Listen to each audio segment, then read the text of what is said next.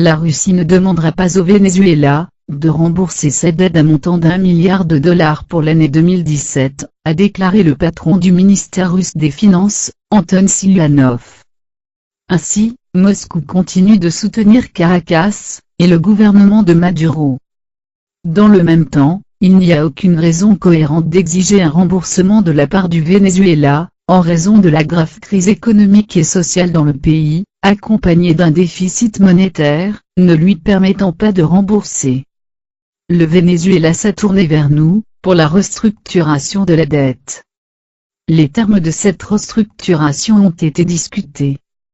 Nous avons élaboré des conditions générales avec le ministère des Finances.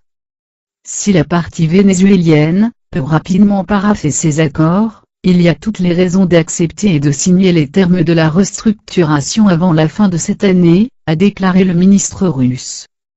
À l'heure actuelle, les conditions dans lesquelles la dette sera restructurée ont déjà été préparées, l'accord doit être approuvé par les autorités vénézuéliennes.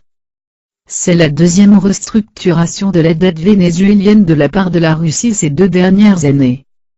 Auparavant, en septembre 2016, la dette s'élevait à 2,84 milliards de dollars. Caracas devrait commencer à rembourser cet argent à partir de mars 2019 en versements égaux en 3 ans. Dans le cadre de la nouvelle restructuration, les conditions seront probablement similaires, de sorte que les paiements ne commenceront pas avant 2020.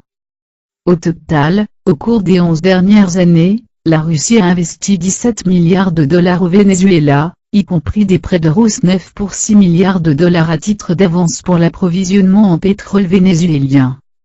En raison du fait que la Russie ne recevra pas de fonds du Venezuela, le budget russe sera inférieur de 54 milliards de roubles à ce qu'il aurait pu être.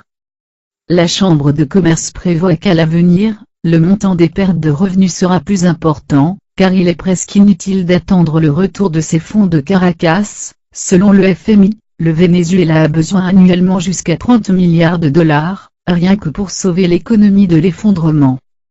La situation économique reste très difficile au Venezuela, l'inflation devrait s'accélérer à 1660%, ainsi que la poursuite de la dévaluation de la monnaie nationale, et la croissance de la dette publique. Le Venezuela connaît actuellement 95% de récession économique.